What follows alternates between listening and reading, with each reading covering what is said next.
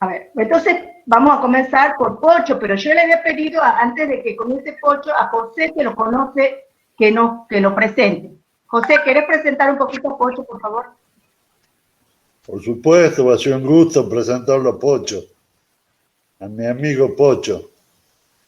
Lo conocí a Pochito allá por el año 82. Todavía era la dictadura militar. Yo no sé si él se acordará. Yo andaba medio clandestino en la provincia todavía. Y era una reunión, me acuerdo, de los organismos de derechos humanos. Una noche en barrio Piedrabuena. ¿Vos te acordás de eso, Pocho? Creo que era la casa de Luis Aredes, no estoy seguro. Sí, sí. Era ahí. Luis Aredes, sí. Así que ahí lo conocí a Pochito, que estaba estudiando en Tucumán la carrera de sacerdote en el Seminario Mayor de Tucumán. A la vuelta de la casa tuya. Claro, en realidad de mi madre, bueno, mía, porque yo vivo ahí de nuevo ahora. La vida da vuelta. A la vuelta de la casa de mi madre o de mi casa de la infancia está el seminario. Entonces, Pochito era un invitado frecuente los domingos a comer, me acuerdo. Y yo que me legalicé en ese proceso de reencuentro con la democracia y estaba con mi compañera, no estábamos casados por iglesia. Entonces, sobre todo, estamos hablando de otra época, ¿no? Hoy ya no hay tanto cargo ni culpa por estas cosas. Pero a mí me daba mucha culpa mi suegra, sobre todo, que nos imploraba que nos casáramos por iglesia. Ya teníamos 2 hijas. Así que, Pocho, no sé si te acordás de esto. Bien, nos ayudaste, conseguiste la parroquia de Fátima, donde había un curita muy simpático, que se murió, ¿no?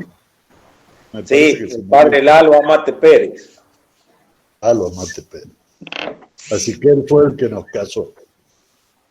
Casó, bautizó a la chiquita, todos juntos, porque nos acabamos de legalizar, recién empezaba el proceso democrático. Así que de Pocho tengo los mejores recuerdos, que además de ser un sacerdote honesto, se enamoró, que cuando se enamoró, con toda valentía le dijo a sus fieles en una misa que no podía seguir siendo cura. Pero además de eso, un ser humano extraordinario. Pocho es un ser humano extraordinario. De lo mejor que conocí en mi vida. Yo sé que le va a dar vergüenza que diga todo esto, pero la verdad, tengo el mayor de los respetos a nivel humano y político y un enorme afecto por Pocho. Pocho se recibió, me parece, de cura en el año 86, y yo tenía esperanza de que se quede. Yo tenía esperanza de que se quede en Tucumán, pero bueno, se fue a su Rioja natal y ahí se hizo rápidamente un cura muy querido y popular, Pocho. Pocho, yo hago una presentación libre, ¿no? Por ahí digo cosas incorrectas, no sé, pero... Entonces, era muy querido en La Rioja y quiso el destino, la historia, que sus últimos años como cura, Pocho fuera párroco de Chamical, justamente aquella parroquia donde en la dictadura hubo la tragedia del secuestro y el asesinato, ¿no, Pocho? Aparecieron muertos después de 5 sacerdotes en la parroquia del Chamical. Así que, bueno, eso ya lo contará Pocho mejor que yo. Pero cuando me enteré de esa noticia sentí mucha emoción, porque digo, es como que Dios pone las cosas en su lugar. Que Pocho sea párroco de Chamical después de todo lo que pasó ahí, me pareció una noticia muy emocionante.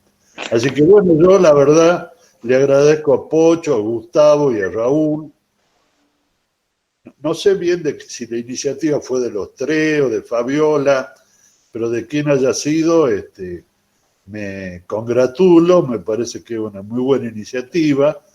Les aclaro que ya he recibido 2 o 3 pedidos de compañeros de otras provincias que quieren reeditar este tipo de debate, así que no sé qué dirán nuestros 3 panelistas, pero me parece que van a empezar a ser demandados. Evidentemente hay en un sector de la sociedad y de la comunidad cristiana una gran inquietud, una gran curiosidad por conocer este proceso.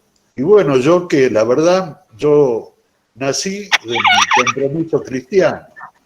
Me involucré políticamente a partir de mi militancia en la Acción Católica, en los grupos cristianos, como tantos otros compañeros de esa época. Así que tengo mucho respeto por nuestro amigo. A Raúl Juárez lo conocí a Gustavo Carrera, no sé si él se acordará, lo conocí una vez en Santiago del Estero. Intentábamos, en la época del menemismo, armar un espacio progresista en la Argentina. Estuvimos reunidos una noche con un primo que tengo en Santiago, de apellido Aguad. Y a Raúl lo conocí en Tucumán hace 2 o 3 años, una persona excelente, un ser humano extraordinario y un cura de los pobres realmente. Lo he visitado 2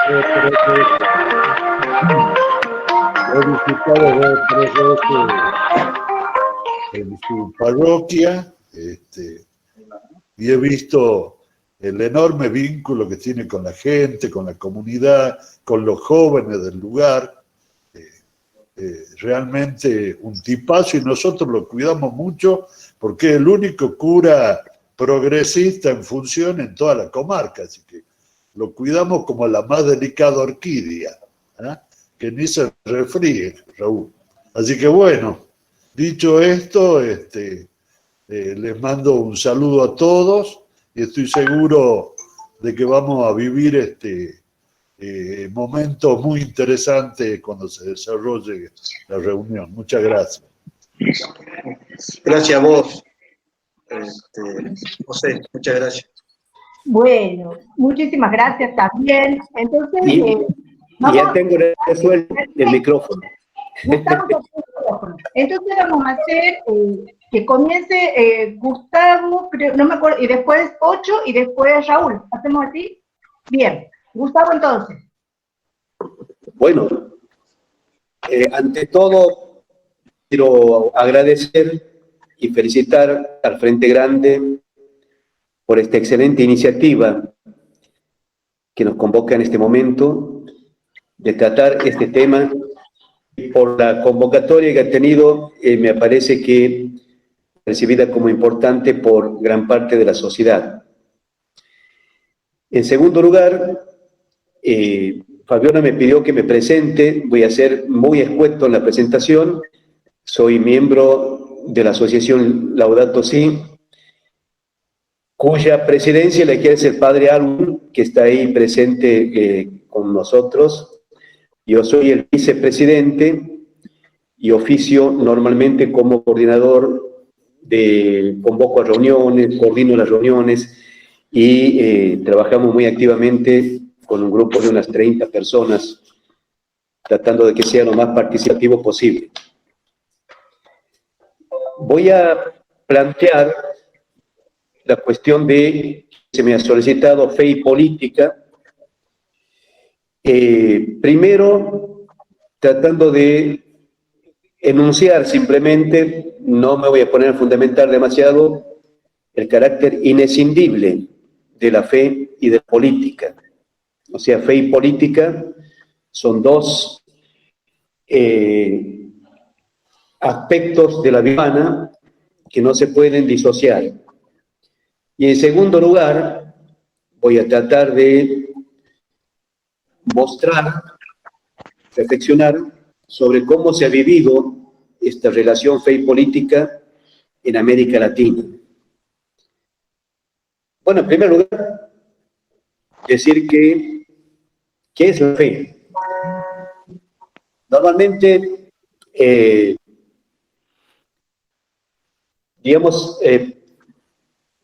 difícil enunciar lo que es la fe, pero yo lo voy a caracterizar como un proceso que implica un llamado, un encuentro y un cambio de mirada.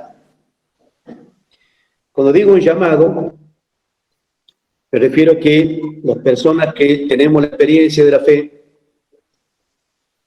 en nuestra existencia hemos sentido muchas veces la inquietud por lo trascendente, la inquietud por el sentido de la vida. San Agustín resumía esta inquietud en esta fórmula: inquieto está mi corazón. Y San Agustín, cuando hablaba de su fe, te buscaba por todas partes, pero tú estabas dentro de mí. Yo te buscaba afuera, pero vos estabas dentro. O sea, un poco la fe como un llamado que se manifiesta en esta inquietud. Este llamado conduce a una relación con aquel que nos llama, que es Dios en la persona de Jesús, con su palabra. Y al abrir el corazón, al abrir los oídos, a la escucha de la palabra de Jesús, se produce un encuentro con Él que consiste en una interrelación dialogal a lo largo de la existencia, que culmina todo esto en un cambio interior, que lo puedo describir como un cambio de mirada. San Pablo decía: ya no soy yo el que vive, sino Cristo el que vive en mí. Ese es el cambio de mirada, o sea, asumir en mi vida, asumir en mi persona la mirada de Jesús. Y vaya si es importante la cuestión de la mirada. Cómo miramos el mundo, de acuerdo a cómo miramos el mundo, será nuestra conducta y será nuestra acción, nuestro vivir. Y como somos seres humanos, y como tales somos seres políticos, porque vivimos en una polis, en una ciudad, en una sociedad, toda nuestra vida está relacionada con lo político, con la política, y por lo tanto la vivencia de la fe tiene un lugar privilegiado en la vida política. La vivencia de la fe que nos lleva a vivir como Jesús, a construir una sociedad que Jesús le llamó el reino, un reino donde reina la justicia, donde reina el amor, la solidaridad, la fraternidad. Eso, digamos, es una exigencia ineludible de la fe y que se concreta políticamente en la vida política. Bueno, sobre esto se puede decir mucho y no voy a decir más para pasar al segundo planteo. La segunda cuestión que quiero señalar es cómo ha vivido la Iglesia latinoamericana esta experiencia de construcción del reino, que es una construcción también política, no solamente religiosa, en América Latina. Voy a partir de un dato que es el acontecimiento que probablemente sea el más importante del siglo XXI, que es la elección de Francisco como Papa, el cardenal Bergoglio, en el año 2013, que ha sido electo en Roma por los cardenales y que es el primer Papa ajeno a Europa en 700 años de historia de la Iglesia. La segunda experiencia de esta Iglesia, que Francisco llama del fin del mundo, es la experiencia que se vivió en la década de los 80 y de los 70. Simplemente señalar que estas dos décadas fueron dos décadas de grandes movilizaciones mundiales y de grandes expectativas a nivel del mundo.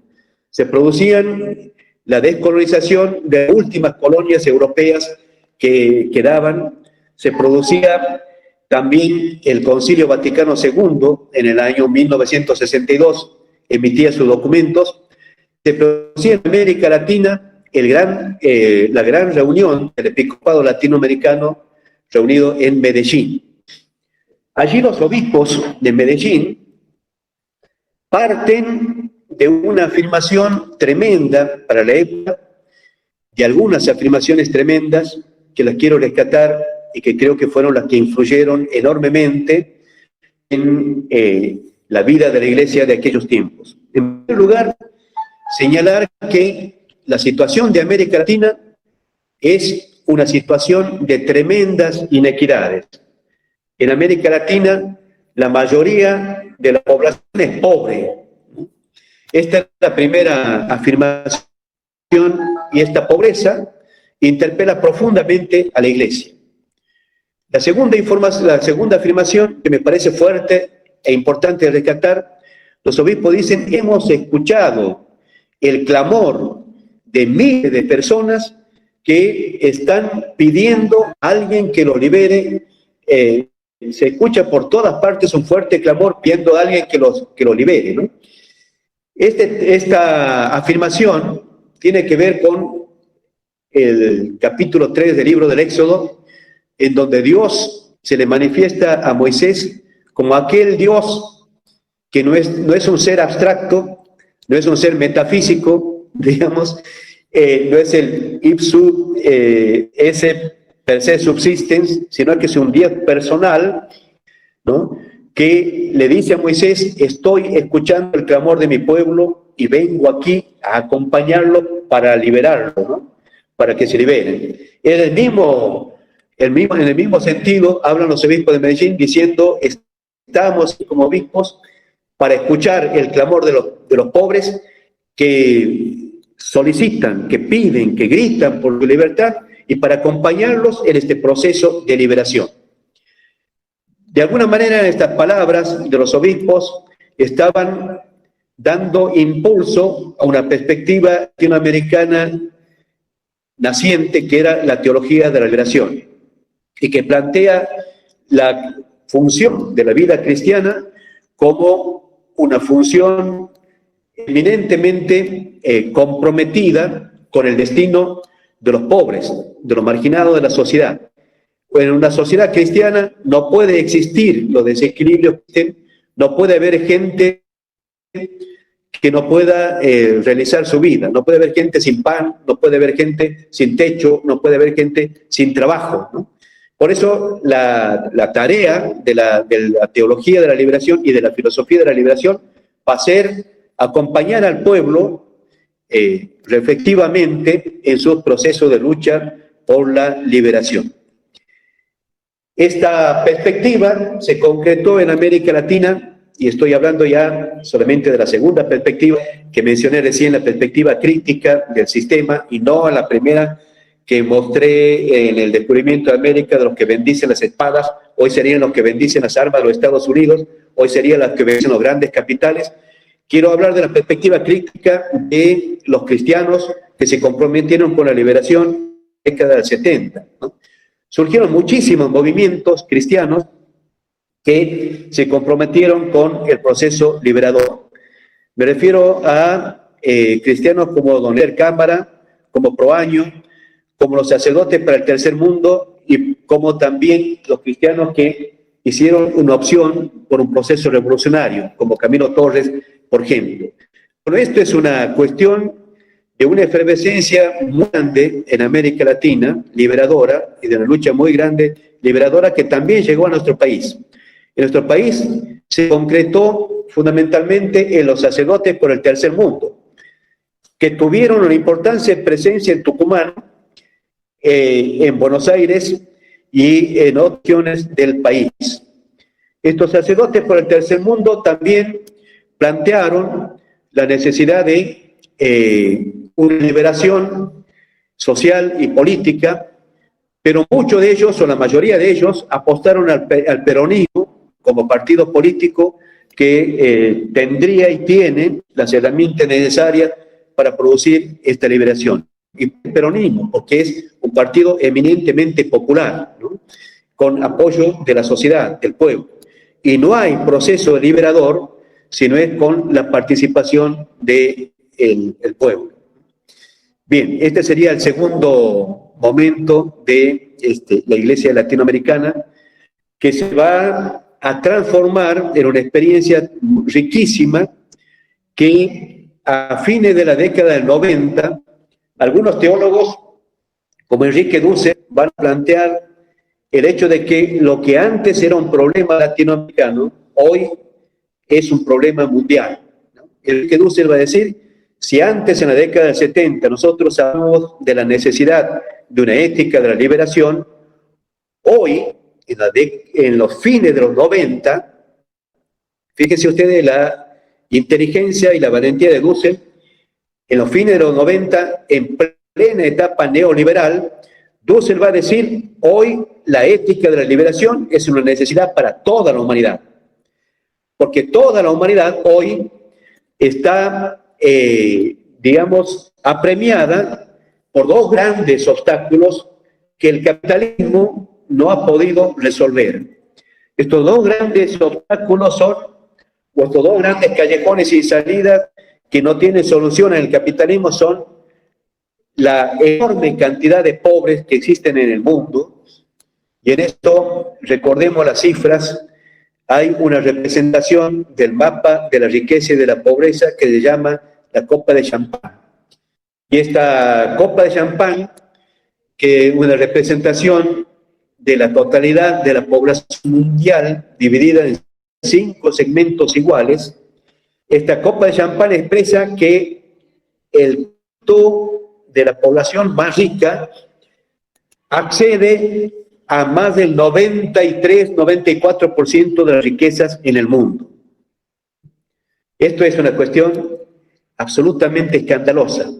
Una quinta parte de la humanidad se apropia de casi el 100% de los recursos de la humanidad, mientras que la parte más pobre no logra apropiarse ni siquiera del 1%, 0,3, 0,4% serían las cifras actuales, y el resto de los bienes de la humanidad se distribuye entre los otros 3/5 de población.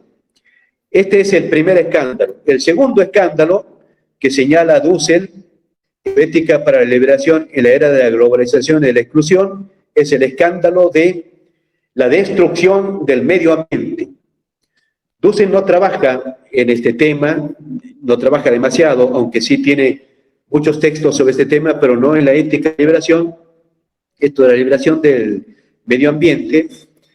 Y estas van a ser las dos grandes banderas de lucha del Papa Francisco, como una suerte de un viento que parte de América Latina y que sopla en todo el mundo, iniciando, según mi perspectiva, un proceso de globalización mundial desde la periferia hacia el centro, ¿no?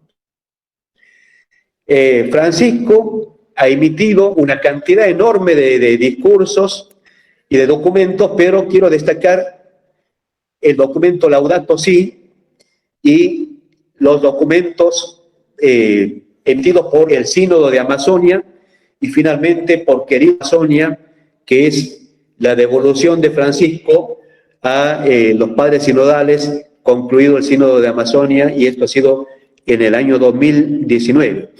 El mensaje de Francisco, Querida Amazonia, que realmente a los cristianos que quieren nutrirse, diríamos, de doctrina social de la Iglesia desde Latinoamérica, estos 3 documentos son insosolayables, ¿no?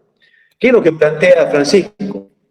Plantea en la Laudato Si una cuestión tremenda. Dice que así como el Papa Juan XXIII, con ocasión de la posibilidad del desencadenamiento de una guerra mundial por el conflicto que existió entre Cuba y los Estados Unidos a fines de la década del 50, a los principios del 60, emite un documento que se llama Paz en la Tierra, como llamado urgente a la paz.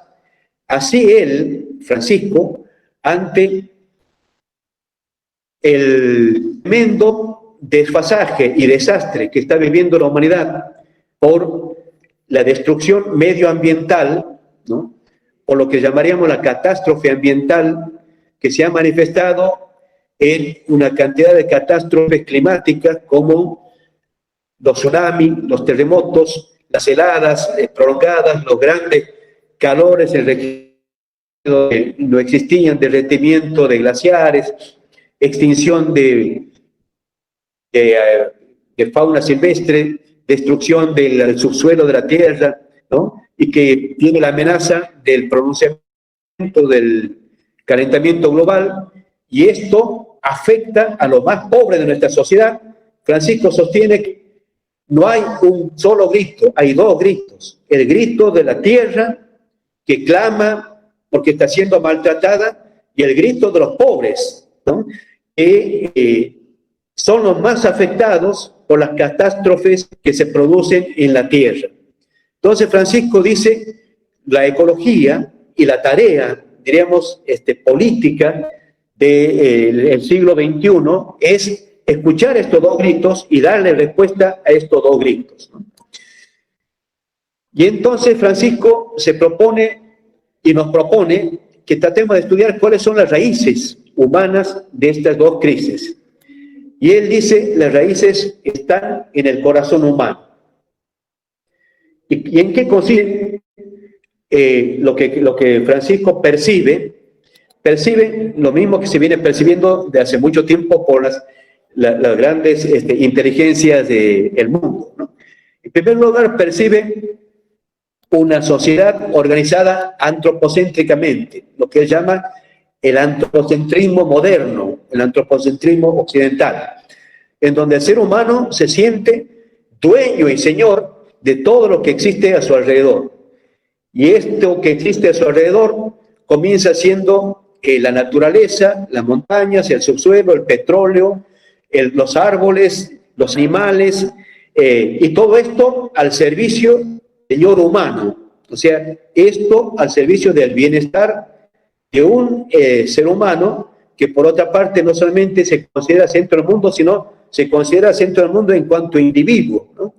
Este sería una de las raíces, el antropocentrismo, el creer que todo está ordenado al ser humano para el uso y manejo arbitrario y despótico del ser humano. El segundo aspecto que Francisco encuentra como raíz es que esta voluntad de poder y de dominio sobre la naturaleza se ha incrementado por el desarrollo de la ciencia y de la tecnología. Y ahí Francisco nos va a plantear la cuestión del paradigma tecnocrático, que pone, la ciencia y la tecnología pone en manos de la humanidad y del ser humano una herramienta poderosísima, ¿no?, para explotar el medio ambiente, buscando mayor cantidad de riquezas económicas, pero esta herramienta poderosa también se utilizará para objetivar y explotar a los propios seres humanos, ¿no? Entonces, ¿qué plantea Francisco? Un cambio cultural, ¿no? Un cambio que implique una nueva manera de ver el mundo y de vivir en este mundo, ¿no? Laudato Si, Francisco no explicita demasiado una perspectiva muy latinoamericana, que es el summa causae, el buen vivir, pero esto sí va a estar explicitado en el Sínodo de Amazonia y va a estar muy explicitado en el mensaje de Francisco, querida Amazonia, que es la devolución al siglo. ¿Y en qué consiste el summa causae que Francisco propone como modelo para la humanidad? Propone el modo de vivir de las poblaciones indígenas de la Amazonia y del mundo, de América Latina en general, porque este es un movimiento que da diríamos, el summa causae, es una filosofía que está presente en las comunidades indígenas de toda América Latina. Lo que plantea el summa causae es un nuevo modo de vivir en sociedad que implica el concebirse el ser humano no como centro de un medio ambiente, sino como parte de un entramado de relaciones. El ser humano no es el dueño del mundo, el mundo es un objeto para el ser humano.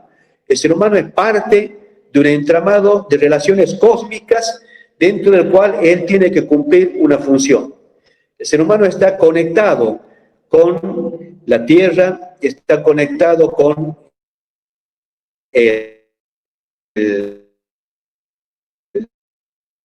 ¿no? El ser humano mismo se siente tierra, se siente parte de la tierra, se siente tierra. Reconectarnos con el medio ambiente siendo tierra. Esto es el summa causae, ¿no? Que tiene muchas más cosas para decir, en todo caso la especificaríamos después en las preguntas. Entonces, finalmente, la vinculación entre fe y política no solamente es una vinculación inescindible, sino que es una vinculación que siempre está presente y ha estado presente en América Latina. Y creo que los grandes desafíos que nos plantea el mensaje de Francisco, asumido desde el noroeste argentino, va a implicar el desafío de simultáneamente parar el paradigma extractivista en Santiago del Estero, en Salta, en distintas regiones del noroeste argentino y del Gran Chaco. Nosotros asistimos a un proceso violento de deforestación. Millones de hectáreas se deforestan. Al deforestar estas millones de hectáreas, se obliga a las poblaciones que viven ahí a migrar, a salir de la tierra que siempre les ha pertenecido y que siempre han cuidado, y a tratar de refugiarse en villas miserias urbanas, ¿no? O salir a buscar trabajo fuera de las provincias, ¿no? Esto es una catástrofe ecológica y al mismo tiempo también social. Esta es una cuestión que la política no solamente social, de lo que hacemos política de organizaciones sociales, sino también la política partidaria tiene que entender, reflexionar y atender cómo parar, ponerle frenos al paradigma extractivista que todavía está vigente en la economía y en la vida del NOA, del noroeste argentino y del Gran Chaco. También está presente en las mineras. Las mineras destruyen el subsuelo y también, digamos, amenazan a la subsistencia de nuestro ecosistema. Normalmente, las grandes empresas depredadoras se basan de capturar al Estado poniendo fondos para las campañas electorales, capturar a la sociedad haciendo grandes donaciones a la iglesia, a colegios cristianos, a obras que tienen beneficios para la sociedad, ¿no? Y cuando esto no funciona, a la represión, a armarse de ejércitos e ir a combatir a los campesinos que defienden sus derechos, ¿no? Bueno, esto creo que es el desafío político que tiene la realidad y la respuesta de la fe a los cristianos de Latinoamérica y particularmente del noroeste argentino, que es de donde hablo. Gracias. Muchísimas gracias, Gustavo. Creo que ha sido muy clara tu exposición. Vamos a escuchar ahora a Pocho Brizuela, y después a Raúl, y después damos pie a las preguntas. Bien, ¿Pocho? Hola. Sí, Pocho. ¿Ahí está? Sí. Ahí está. Bueno, gracias, Gustavo. La verdad que yo primero quiero decir que está muy, muy lindo, muy bueno poder reencontrarnos, compañeros de camino, que de algún modo hemos hecho camino al andar y hemos ido juntos, ¿no? Bueno, ahí me presentó el querido turco, José Vitar.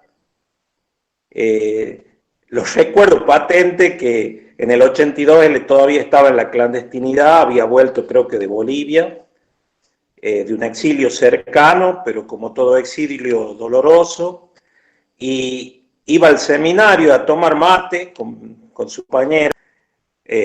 Bueno, y nos hicimos grandes amigos, sobre todo cuando se creó el Centro del Peronismo para la Victoria, que estaba en intransigencia y movilización en el 82 al final, 83, en Tucumán. Bueno, y también lo veo a Alvin Nagy, otro compañero de ruta en los años 80, cuando llegó a Santiago del Estero, jovencito, y nosotros estudiantes, y la verdad que él fue para nosotros un referente de lo que lo que soñábamos, de lo que anhelábamos vivir como cura. Igual que Giorgio, que ya falleció, Giorgio Quaglia, ¿no? Y después lo veo a Julio Carrera, el hermano de Gustavo, con quien también hemos podido hacer una relación hermosa en la Asociación de Expresos Políticos de Santiago y también en el Camino Común de la Fe y de su historia de lucha y de combatiente de ese mundo nuevo que soñamos. Y así puedo nombrar a varios que están ahí. Está Ricky Carrizo, diácono de OPP, de la Opción por los Pobres, un valorazo, compañerazo. Bueno, yo por supuesto no tengo tanto conocimiento como Gustavo, no es mi fuerte, ni la filosofía ni la teología. Yo he sido siempre un militante común, de calle, digamos, incluso cuando estaba en el seminario, y antes de ingresar al seminario. Lo que yo puedo decir es que yo descubrí eso que Gustavo lo dice con tanta claridad, eso que inescindible entre la fe y el compromiso político, esa relación íntima, intrínseca, inseparable de la fe y la política.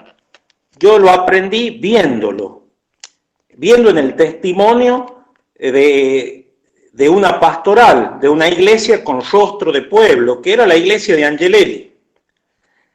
Y Angelelli no como un nombre personal, aunque tenía mucho peso en sí mismo, en rasgos personales, en carisma personal, pero todo lo que desencadenó Angelelli en La Rioja como hecho colectivo, donde había muchísima gente implicada, comprometida, sacerdotes, religiosas, militantes sociales, políticos, gremiales, y yo lo vi ahí.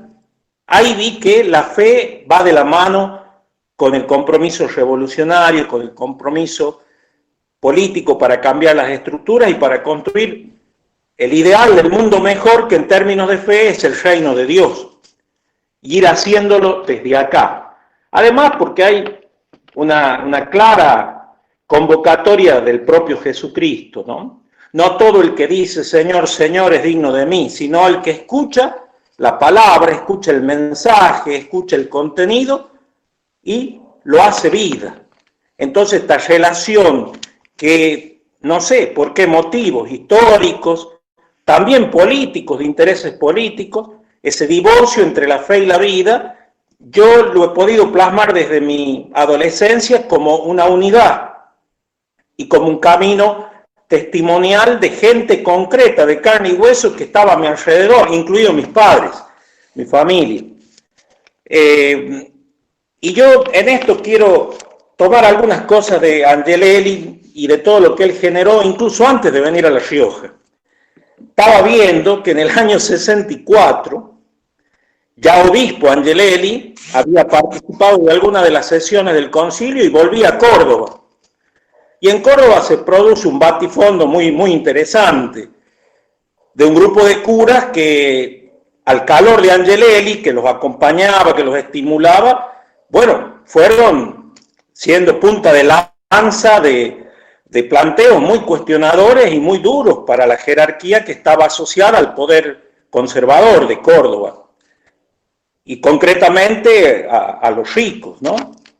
Y en esa ocasión se da un hecho sociopolítico importante, junto con esto de los curas de Córdoba, es la aparición de la CGT de los argentinos, donde uno de sus referentes era tremendamente cristiano, Raimundo Ongaro, y esa CGT lanza el plan de lucha, y este grupo de curas con Angelelli deciden en la Córdoba conservadora del 64 acompañar y apoyar el plan de lucha de la CGT de los argentinos. Y estaba leyendo que hacen un pronunciamiento en el diario Córdoba el 22 de julio, uno de ellos es el portavoz, el padre Viscovich, que era un sociólogo, y él dice, en nombre de todos los curas y de Angelelli, entre la iglesia de la Bolsa de Comercio y la iglesia de la CGT de los argentinos, me quedo con esta última.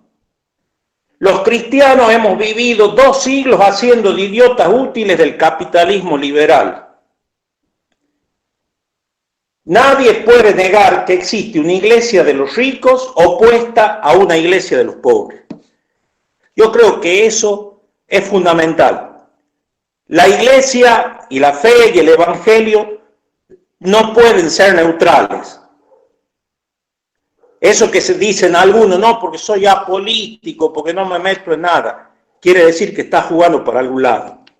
La neutralidad no es propia de una cosmovisión como es la cristiana y una mística como es la cristiana de transformación del ser humano y de la sociedad en la que vive. Por eso, o se está de un lado o se está de otro. Yo creo que eso es lo que tipos como Angelelli y tantos más, varones, mujeres, nos han hecho visualizar, lo hemos podido descubrir, esa categoría de lo político ligada, aunque haya distinciones necesarias de hacer, pero ligada inescindiblemente, tomando la palabra de un teólogo y filósofo como Gustavo, de la fe, o la fe inescindible de la política, de la acción en el mundo transformadora.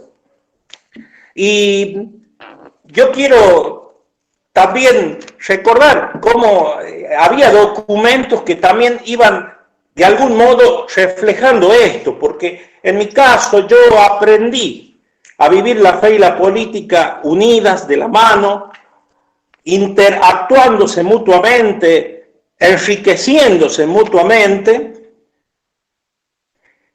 en la praxis, ¿no? De algún modo yo abracé más la ortopraxis que la ortodoxia, no era tan de los libros o muy limitado en eso, sino en la praxis de ver, en el caso de La Rioja, desde el año 68, esa iglesia caminando junto al pueblo, haciéndose pueblo, y tomando partido claramente en cada circunstancia histórica del lado de los desfavorecidos, de los postergados, de los empobrecidos, y también ayudando a que la sociedad desmitifique la pobreza. La pobreza no es un mandato de la naturaleza. La pobreza no la manda Tata Dios, no es voluntad de Dios. La pobreza no es un destino fatal. La pobreza es una construcción en base a la estructuración que hacen los hombres, las sociedades, las relaciones de fuerza de la sociedad. Es por eso, tiene sus causas, y las causas están en justamente lo que después los documentos llamaron el pecado institucionalizado, las estructuras de pecado, la violencia institucionalizada, que nos habla los documentos como de Medellín, después del concilio. Entonces, eso me parece clave, ¿no? Y en esto recuerdo el dicho tan conocido, que lo deben saber todos. Bueno, quería saludar también a la gente del Frente Grande de La Rioja, perdón, que está participando, Miguel. El dicho tan conocido sobre Elder Cámara, cuando él dice, cuando hablo de los pobres me dicen que soy santo. Cuando digo y planteo la causa por la que hay pobres, me dicen que soy comunista. Y es verdad, eso pasó y eso vivimos en La Rioja. Y lo vivimos apasionadamente, también sufrientemente en muchos sentidos, pero con la alegría de ver que valía la pena ese proyecto de evangelio que se involucraba, que se identificaba con el clamor del pueblo y con las luchas del pueblo y con las aspiraciones y los anhelos más profundos del pueblo. Yo tengo algunos como fotos que me permiten ver en hechos concretos cómo se manifiesta esta encarnadura de la fe y de la política, este anclaje de la fe en la construcción política y de la construcción política con la mística del Evangelio. Eso que les dije recién de la CGT de los argentinos, el testimonio de decir eso en un diario por curas y por un obispo vale más que todos los análisis. Pero en el 69, cuando el cordobazo, llevaba un año Angelelli en La Rioja. Y en junio, el cordobazo fue el 29 de mayo, los primeros días de junio de ese año tocó la festividad de Corpus. La festividad de Corpus, para los que tienen tradición de prácticas religiosas, tal, era propiamente no sé, ahora ya no, porque ha cambiado mucho el sentido, pero una manifestación de la cristiandad, del poder religioso. Por eso salir con el cuerpo de Cristo revestido en oros y cosas, en custodias y demás, eso era, ¿no?, el sentido de una iglesia que marca la cancha y que dice el poder somos nosotros también. Bueno, sin embargo, en esa celebración, por eso digo la capacidad de Angelelli y de todos los que van interpretando los signos de los tiempos y el compromiso de meterse en el vaso del pueblo y de la historia, Angelelli toma ese hecho cultural, social, religioso, de la religiosidad popular, como va a tomar después las fiestas patronales en cada lugar, y nos hace descubrir a todos la potencia liberadora. Justamente en esa jornada, Angelelli dice, tómalo del cordobazo. Ustedes dirán, ¿qué tiene que ver la festividad de Corpus con el cordobazo?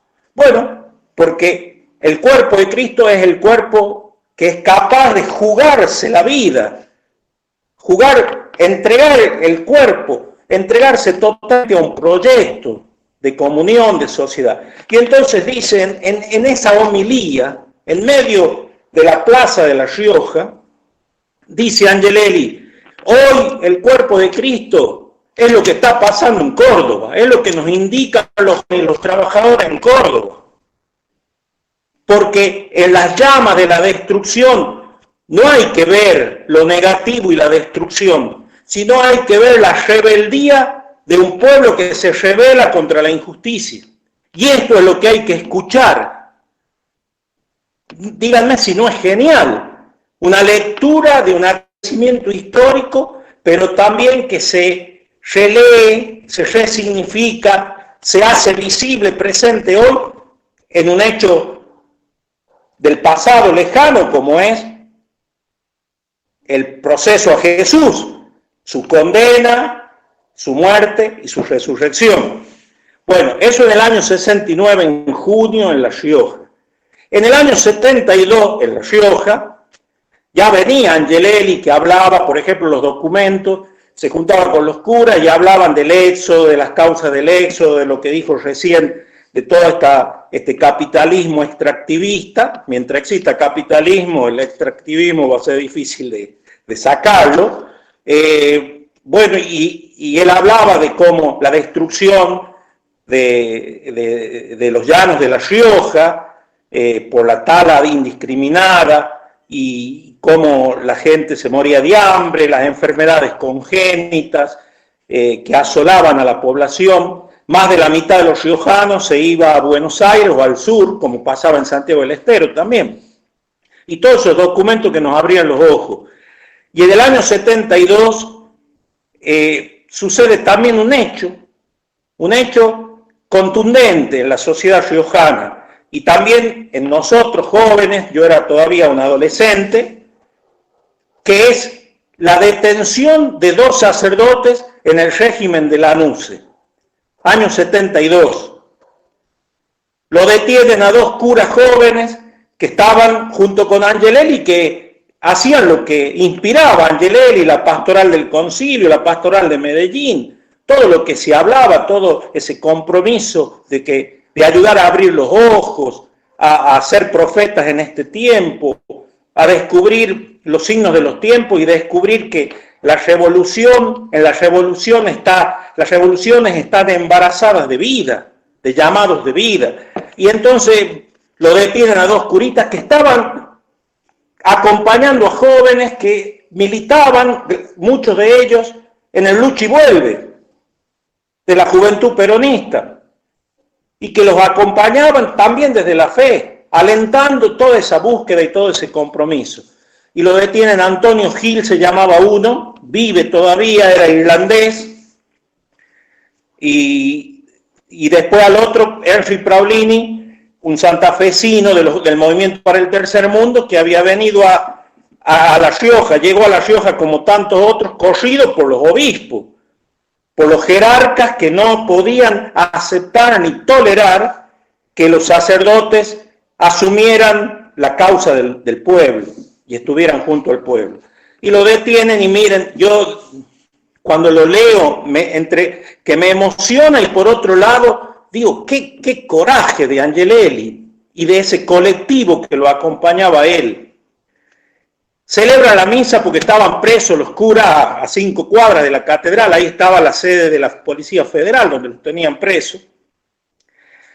Y celebra la misa concelebrada, y saben que en el momento en que tiene que pasarse de la palabra a la mesa de la Eucaristía, al ofertorio, él dice a los curas y todos los que estaban reunidos en la catedral, muchísima gente, les dice, acá no hay comunión, porque hay 2 curas que faltan, porque nos los han arrancado, están presos, entonces no podemos seguir la misa. Y detuvo la misa, y con los atuendos de la misa puestos, salió de la catedral con los curas que concelebraban y se fueron a la puerta de la Policía Federal y a tribunales, al Tribunal de La Rioja, a reclamar por la libertad de estos dos que eran 3, porque el otro era el laico de la JP, Carlitos Illanes. Esto es unir fe y política. Este es ligar eternidad con tiempo. Alma con cuerpo, ¿no? Eso que lamentablemente en la historia de la humanidad a veces se ha procurado separar. Entonces, yo eso quería remarcar desde mi testimonio y desde esto que yo lo he vivido más que como una conceptualización, que después, por supuesto, la aprendí en el seminario, aunque sea medio cascote, pero algo aprendido.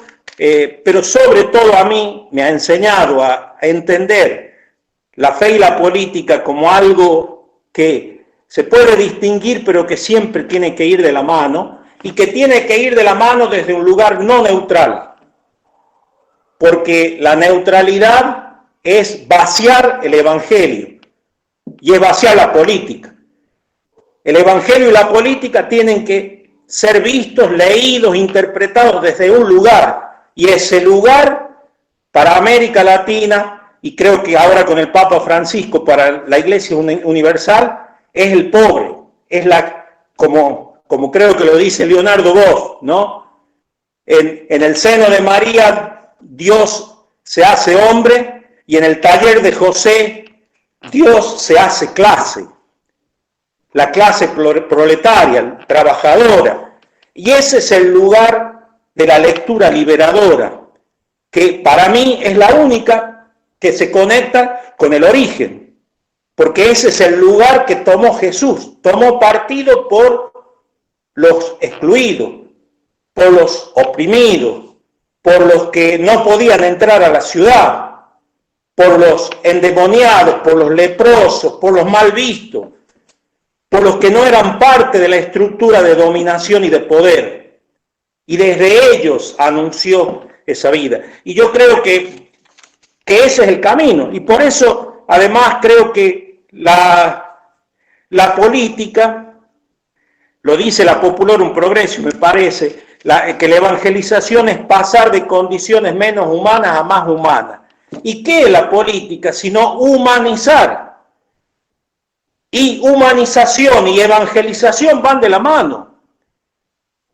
Romper con ese mito de un evangelio y de una fe guardada en una caja de cristal en el templo, en la sacristía, en el ritualismo, incluso en la ortodoxia del dogma o los fundamentalismos.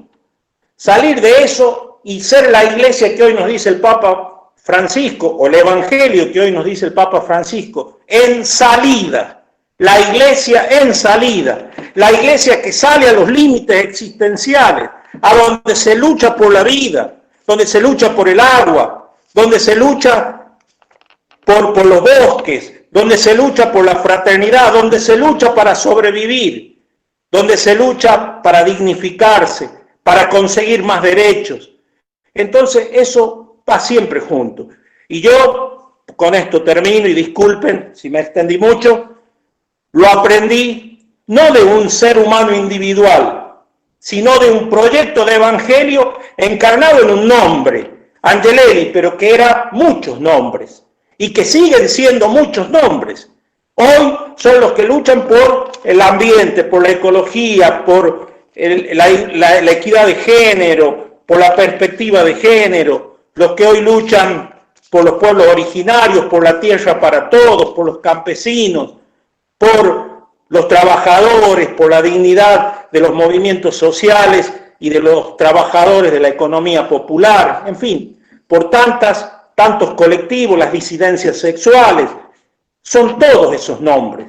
Y en esos nombres en todos esos nombres está resonando el nombre del Evangelio de Jesús, el pobre de Nazaret, el que se hizo clase trabajadora en el taller de José y se hizo hermano de todos los hombres en el seno de María.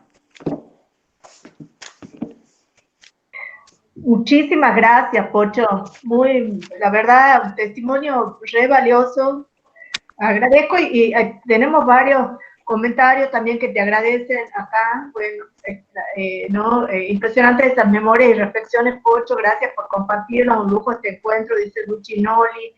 Ana Vitar también te agradece por el testimonio, por tu experiencia de vida. A todos, ahí estoy viendo aquí en el mosaico un montón de compañeros, compañeras, gente que realmente, bueno, uno lo ve y bueno, me alegro de estar con ustedes. Yo soy Raúl Juárez y entiendo que sí, que ya son las 9 y mucho, 9:20 y algo, entonces yo quiero hacerlo muy breve.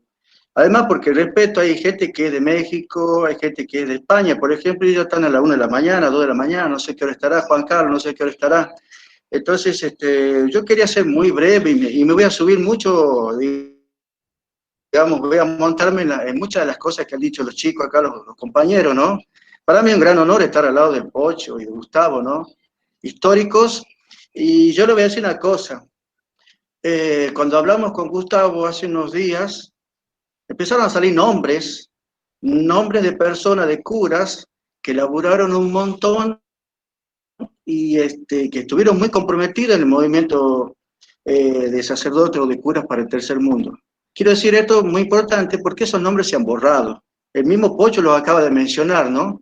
Y yo quiero decir que uno de los trabajos que hace el imperio, que hace el sistema, es justamente desmemoriarnos.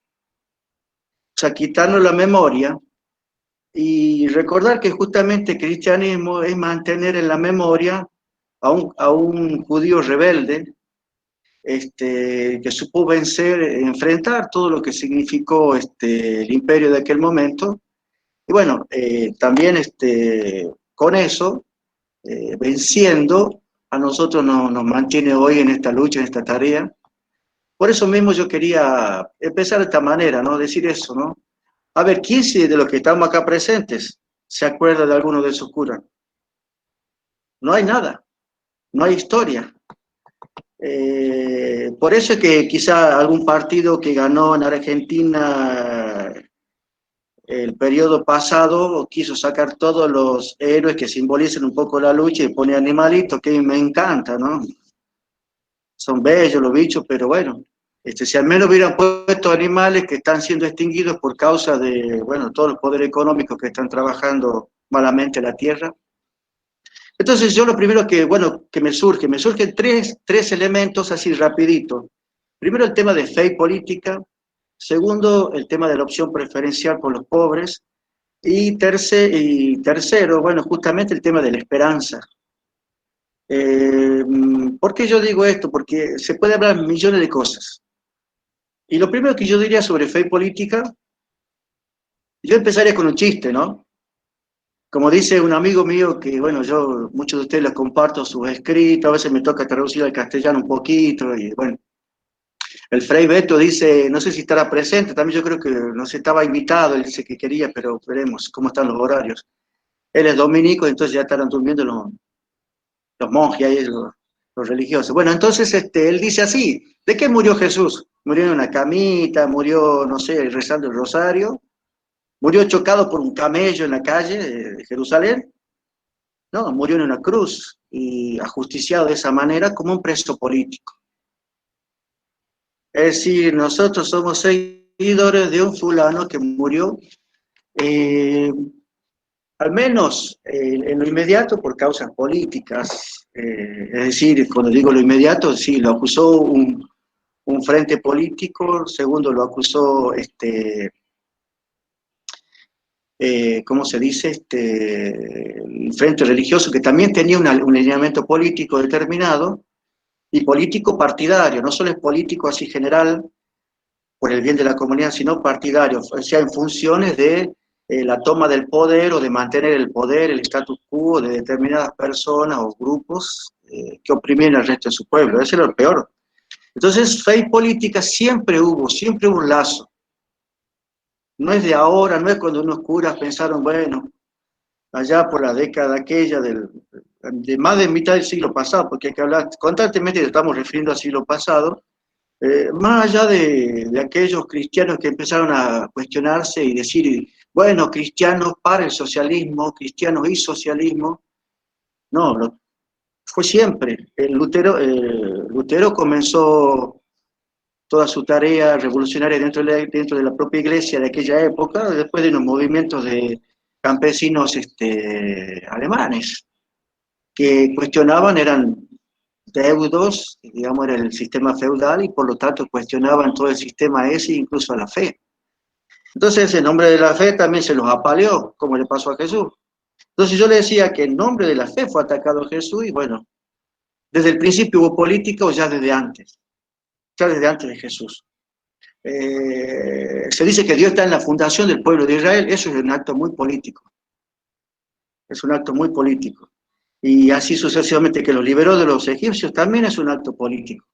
Y bueno, varias cosas, muchas denuncias de los profetas. Y entonces, ¿qué sucedió? Cuando nosotros nos empezamos a dar cuenta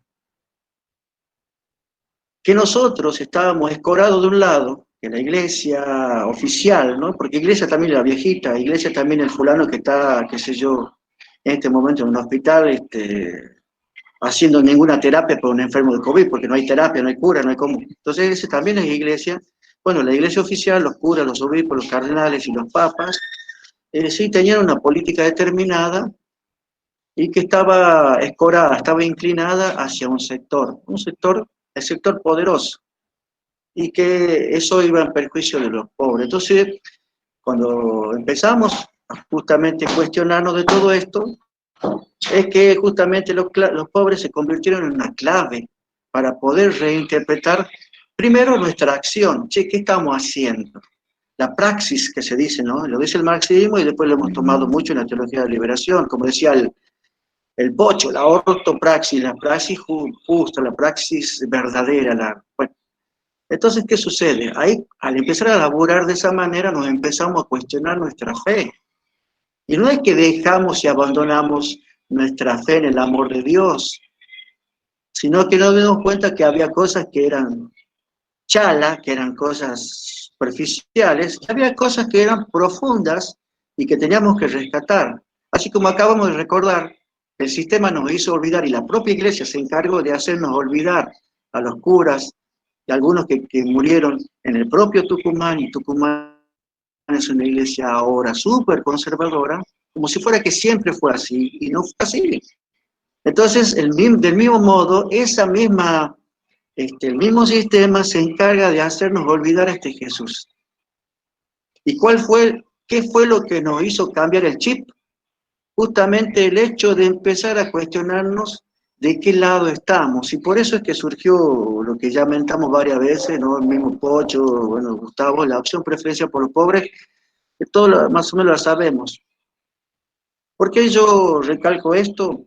Porque quizás la gente que, yo no le aclaré mucho, la gente que son de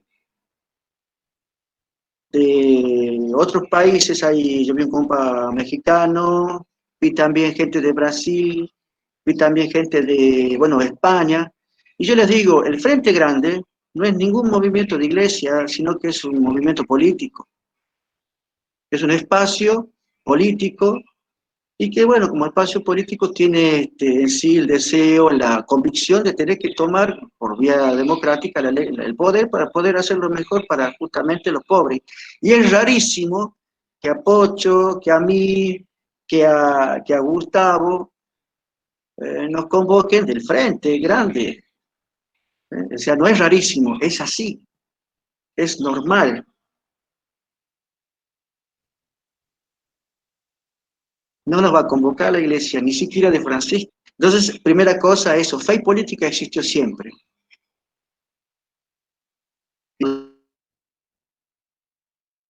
De todo lo que hemos pasado,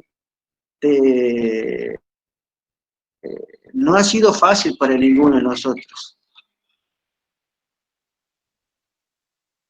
Locura para el tercer mundo, bueno, fueron aniquilados, y muchos que sobrevivieron, que yo también los conozco, están justamente del lado contrario por hoy. Y sí, son prácticamente anti-progresismo, y nos llama de populistas todavía, bueno, pero uno los quiere porque ya son viejitos, más de 80, algunos. Otros ya la mayoría murió. Bien, ¿por qué entonces el tema de la opción por los pobres nos causa este viraje, este cambio de visión, nos cambia también la forma de actuar y nos transforma nuestra fe? Y ahí es cuando comenzamos a hacer teología. Una teología que nace desde abajo, nace desde la experiencia, nace desde el laburo de estar con la gente. Y entonces, opción por los pobres implica sobre todo una mística, algo que va más allá de una acción y de los frutos que esa acción nos da, algo que va más allá del aplauso que eso nos produce, o sea, del reconocimiento, de lo mucho que nos van a amar y de que nos pongan no sé, un mausoleo grande a la hora de morirnos. Es decir, tiene que ver con una toma de conciencia de quién somos nosotros y de quién soy yo también. ¿Por qué? Porque al hacer esta opción por los pobres, esto se convierte en lo que se dice en teología y en filosofía también en una clave hermenéutica. Empezamos a interpretar la realidad desde esa situación. Si yo los veo a los pobres desde el lado de los ricos, son un montón de negros choriplaneros que hay que mantener con mi plata, que la gané con mi sudor, cuando sabemos que así no es la historia. Si yo la veo desde el pobre, y bueno, vamos a tener muchas otras interpretaciones, más que nada hoy. ¿Por qué yo estoy diciendo todo esto? Porque me preocupa de que hayamos ido perdiendo de a poquito esa mística de la opción preferencial por los pobres. Y eso implica, cuando hacemos la opción por los pobres, en el fondo es una opción de clase, una palabra tan vieja, es una opción de clase, claro, desde dónde miro las cosas, porque yo me siento identificado con una situación. Si yo le preguntara a todos los que estamos aquí reunidos, vos sos una persona pobre, pobre en la escala, digamos. La otra vez se quejaban los curas porque acá no había misa, y la misa es fuente de plata, por desgracia. Y yo le digo, vos sos un ciudadano como yo y como vos, ¿por qué no pedís el IFE? Ah, no, eso es para los pobres. Y entonces, claro, digo, pucha, no, si estás cobrando la parroquia te da 10.000 pesos por mes, eso sí que está por debajo de la línea de la pobreza.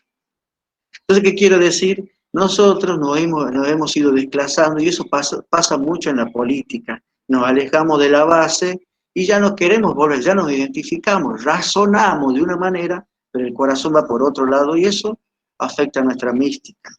Entonces, opción preferencial por los pobres es esto, un optar por yo ser pobre, no es simplemente irme a vivir a una villa, es más que eso, sino mirar la realidad, mi fe, mi vida desde un punto de vista. Y lo tercero es la esperanza, porque los cristianos, o sea, antiguamente se decía la esperanza desmotiva y desactiva cualquier cambio, cualquier acción por el cambio, por la mejoría. ¿Por qué? Porque dice, no, tenés que aguantar así te ganas el cielo, y cuando vos te murás, bueno, vas a ganar el cielo. Es más, bienaventurados son los pobres porque Dios es el reino de los cielos, y por lo tanto, si sos pobre, mejor, así. Entonces, claro, había una mala lectura de lo que es la esperanza. Justamente nosotros tenemos la memoria, como le acabo de decir, tenemos memoria de un Jesús. Y no solo de lo que él dijo, sino de sus acciones. Cuando resucita Jesús, no dice, miren, yo soy este, o le tomo un examen de catecismo a los discípulos para decir, miren que soy yo. Yo le dije, a ver, recen el Padre Nuestro. No le dice así. ¿Qué hace? Una acción, parte el pan y lo reparte y lo comparte. Un gesto mucho más que profético, simbólico. Y es lo que nos está pasando en esta patria que tenemos nosotros. Entonces, lo que provoca la memoria es lo que Jesús hizo por nosotros y por nuestra gente.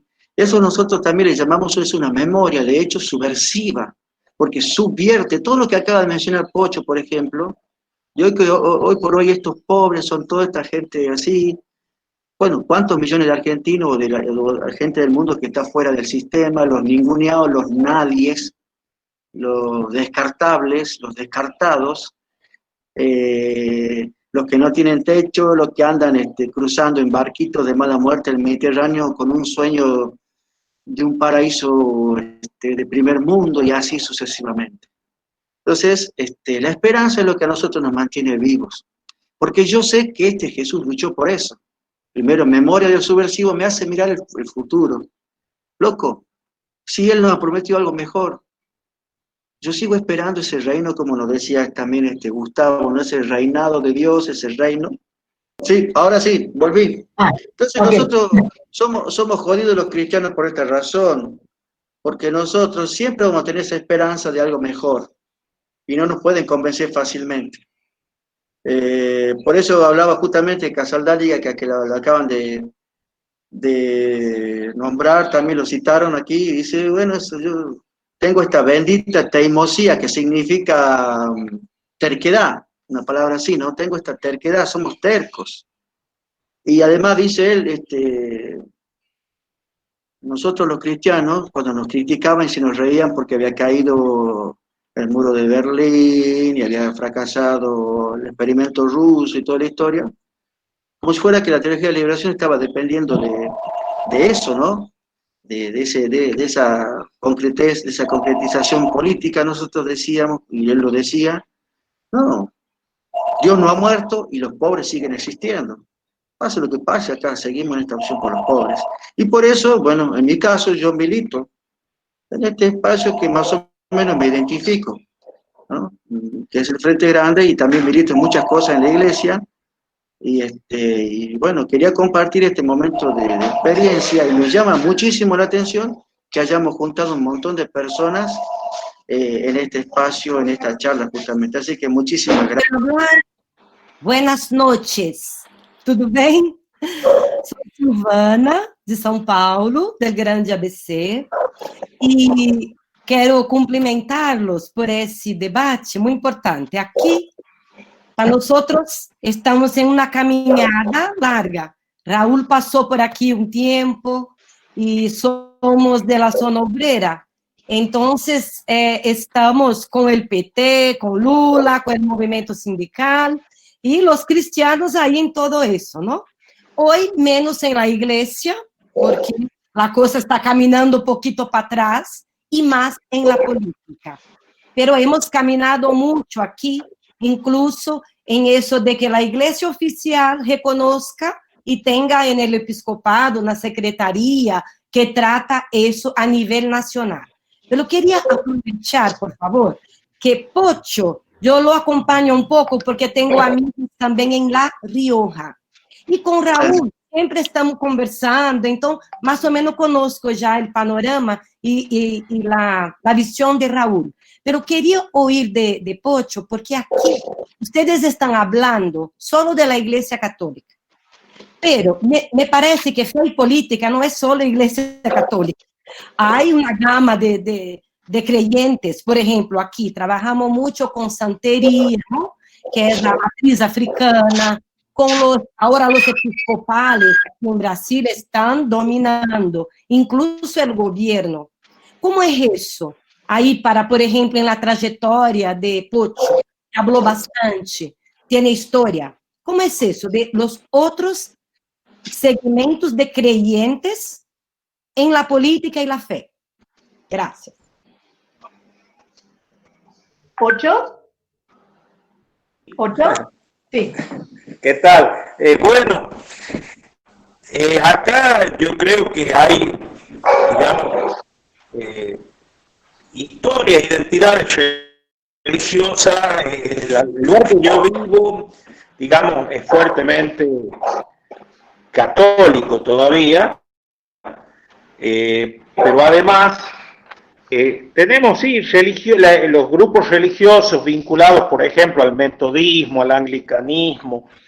Hemos compartido espacios, por ejemplo, el Seminario de Teología de la Liberación, del que yo formé parte de la coordinación.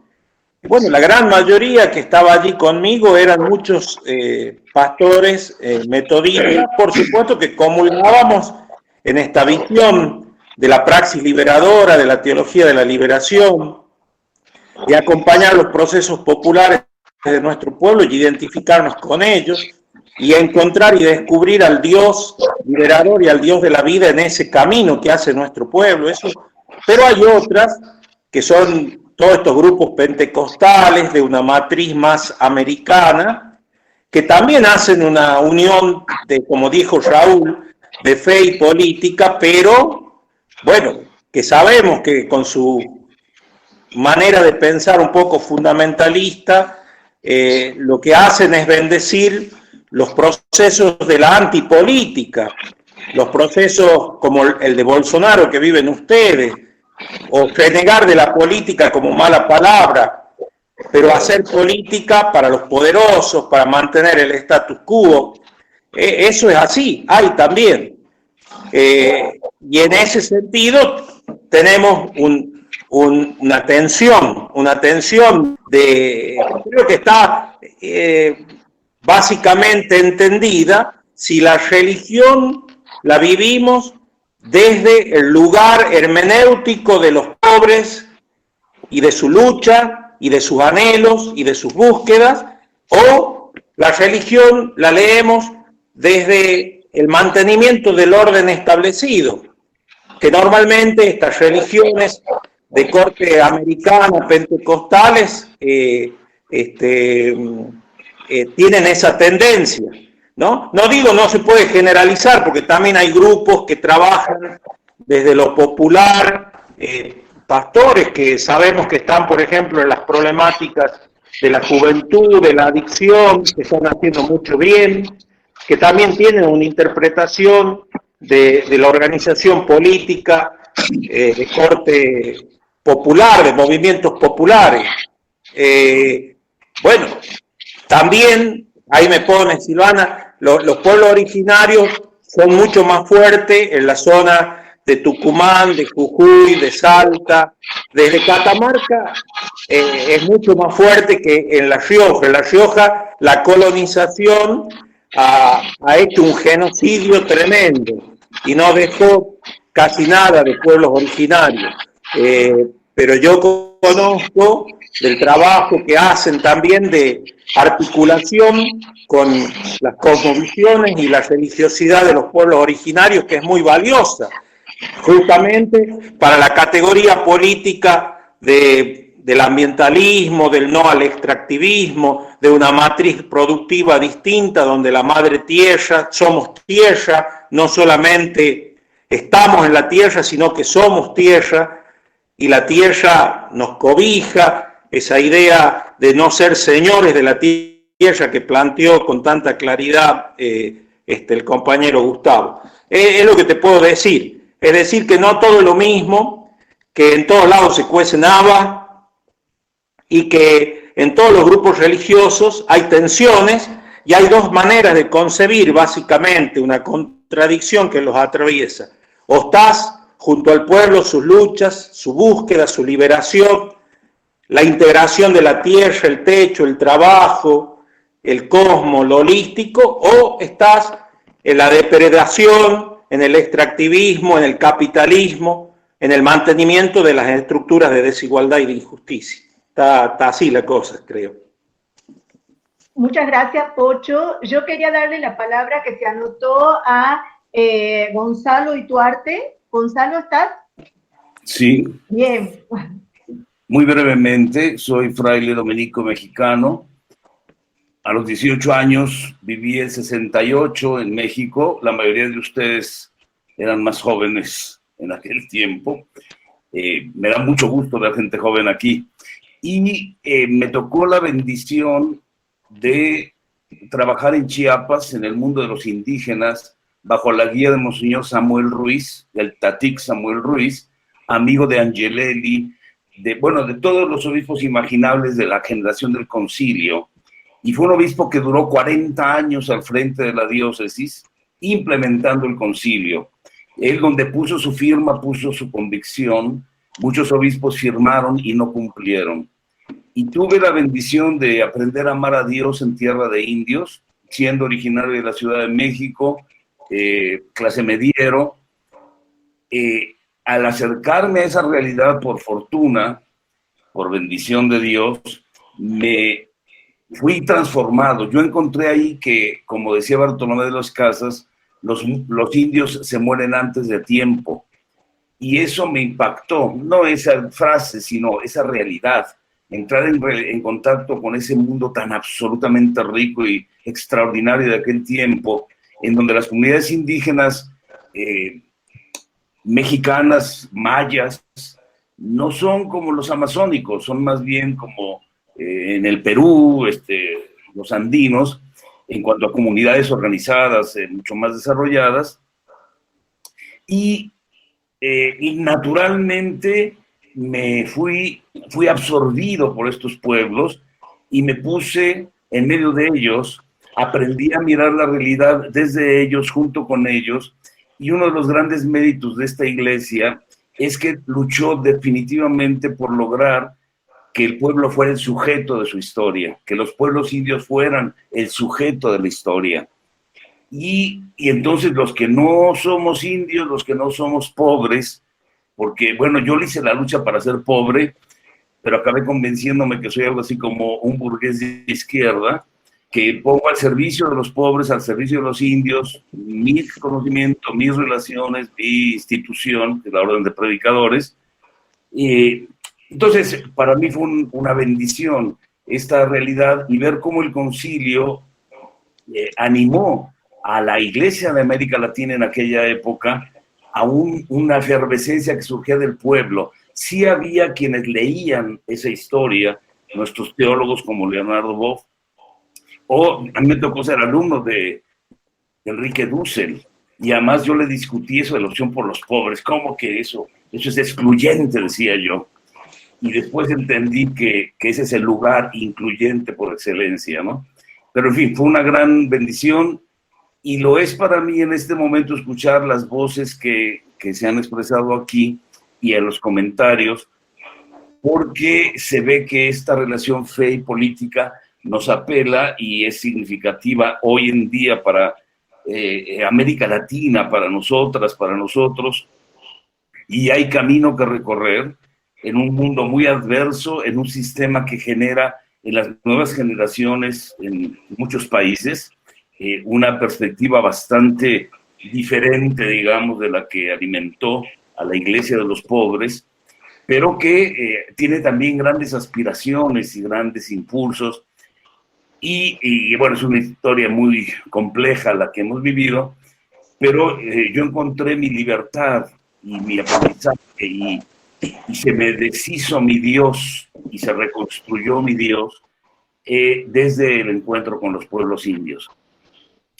No me alargo, simplemente quise hacer presente a esos pueblos, hacer presente a esta iglesia de Chiapas y el grupo de obispos amigos que se reunían en Brasil con Gustavo Gutiérrez, con Leonardo Boff y Casaldáliga y toda esta maravillosa tribu de obispos que participaron en el concilio y que se la creyeron, y que debemos recuperar su memoria ciertamente, porque es memoria viva nuestra, pero la memoria de estos pueblos, toda su lucha, cómo el evangelio les potenció para ser sujetos de su historia y construir su proyecto, en algunos casos llegando como los zapatistas a hacer una lucha hasta armada, pero de muchas formas han luchado con una paciencia histórica y una esperanza admirable, 500 años y todavía siguen esperando. Me parece que es un buen ejemplo para nosotros. Y bueno, un abrazo y un agradecimiento para todas y todos ustedes.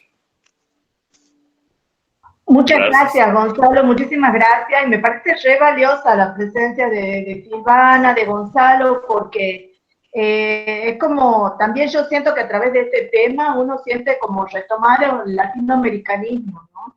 O sea, una comunión que hay muy profunda entre nosotros, por ejemplo, acá en Tucumán, en el norte de Argentina, una provincia chiquita que también tiene una historia fuerte de lucha, y con otros hermanos latinoamericanos. Me parece muy valioso, que es Gaspar Rico Fernández. Y queríamos saber si es que ustedes han tenido, él ha estado también, era un gran conocedor de Paulo Freire, y se hizo acá en el 72 una experiencia, no sé, Pocho, si vos has estado al tanto de los promotores culturales que iban al campo siguiendo la idea de Paulo Freire. Acá en Tucumán se llevó a la práctica esa idea. Y bueno, era por la pregunta para saber si es que ustedes habían estado al tanto o tenían contacto con esa línea de pensamiento. Sí, yo fui alumno de Gaspar. Gaspar nos marcó muchísimo. Fue profesor de introducción a la filosofía y después también lo tuve de introducción a la teología y de teología fundamental. La verdad que sus clases eran excepcionales.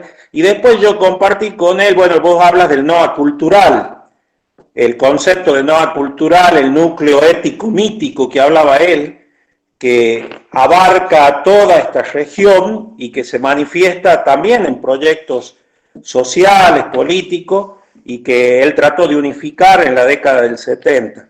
Y Gaspar, además, con él hemos trabajado después, ya yo era sacerdote acá en La Rioja, y fuimos convocados 2 veces por los organismos de derechos humanos en Tucumán. Yo he tenido mucho que ver con el nacimiento de los organismos de derechos humanos en la parroquia del Sagrado Corazón y la de Fátima. En Sagrado Corazón, en la calle Chacabuco, ahí comenzó el MED, yo era del MED, en el año 78 llegué a Tucumán y estuvimos con todos los familiares de presos políticos, de desaparecidos. El padre Basol nos daba un lugarcito ahí, y después en Fátima nacieron allí, se reunían las madres, la organización Madre de Plaza de Mayo al principio, y después constituí también con otros jóvenes el Serpaz, que es donde lo conocí a José en la casa de Luis Arede, o en una reunión ahí en lo de Luis. Y el caso de Gaspar, con él hemos acompañado salud mental y derechos humanos, reflexiones, aproximaciones, con grupos de derechos humanos del NOA. Así que sí, me une un gran cariño y bueno, y la verdad era impresionante escucharlo y vibraba uno porque se conmovía con la forma de transmitir, vivir de Gaspar Rico Fernández. Muchas gracias, Pocho. Acá también pregunta Ana Vitar, bueno, dice que sería interesante conocer un poco la experiencia actual, lo que está pasando en Brasil y en México, ¿no? Y también hay alguien que es de la iglesia de Jaime de Olivares, también de Neuquén, está acá presente. Bueno, no sé si quieren comentar, Silvano o Gonzalo, un poco sobre la actualidad de la situación en Brasil y México.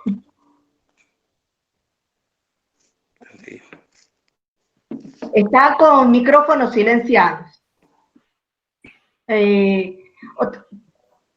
¿Quisiera? Silvana. Mira, não sei, há outras pessoas que quizás queiram participar e falar também para não monopolizar. Há tanta gente, passaram 60 pessoas, isso está lindo. Y como digo, Vitar en el inicio. Yo voy a decir algo, mi experiencia personal, que Raúl mencionó el tema de los olvidados, ¿no? De todos los que y tuvieron una trayectoria y que los muchos angelelis que hubo, ¿no? El obispo Romero en Salvador, por ejemplo, ¿no?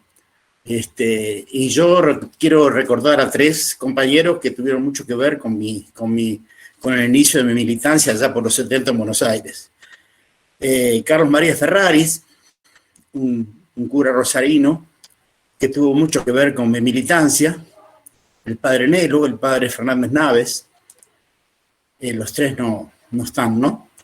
Y murieron porque fueron fieles al verdadero mensaje de Jesucristo.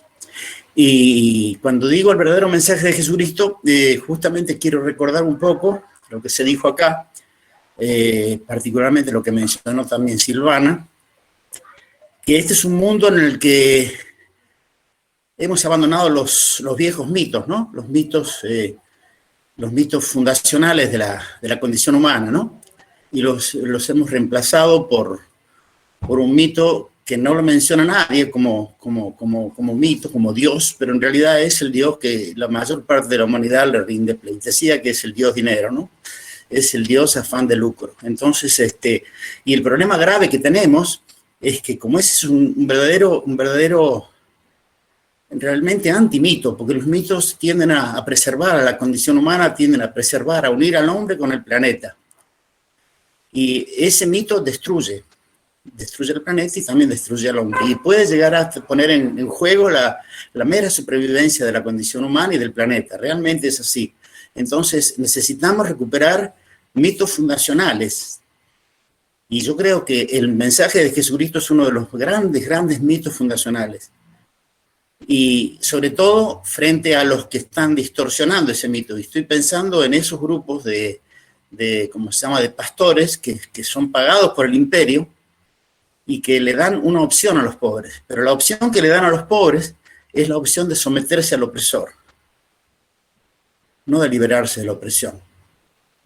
Entonces, yo creo que la humanidad necesita de que se recupere el mito fundacional de que Dios es amor y que para ello hace falta que el mundo sea realmente más inclusivo. Y también le quería agradecer, nosotros acá somos 3 compañeras de la Fraternidad Laica Carlos de Jucol, está Mariam y está Elena, que no sé si todavía está, de Venezuela. O sea, estamos participando nosotros en la fraternidad, tenemos también mártires de la fraternidad, y bueno, entre ellos Mauricio Silva, que todos los años recordamos, Casarri, Carlos Bustos, y hemos tenido mucha persecución durante la época de la dictadura. Hoy somos 3 los que estamos, tal vez la próxima vez seamos más. Muchísimas Les gracias. agradecemos en nombre de todos haber estado hoy acá. Muchísimas gracias. Patricio Reis también. Sí, Patricio Reis, Patricio Reis. de los derechos humanos, sí. Mauricio también estuvo en La Rioja. Sí, Mauricio estuvo en La Rioja. Con Arturo Paoli. Sí, Arturo Paoli, claro. Arturo Paoli. Arturo Paoli, por eso todos adherimos a la teología de la liberación. Así es. Muchísimas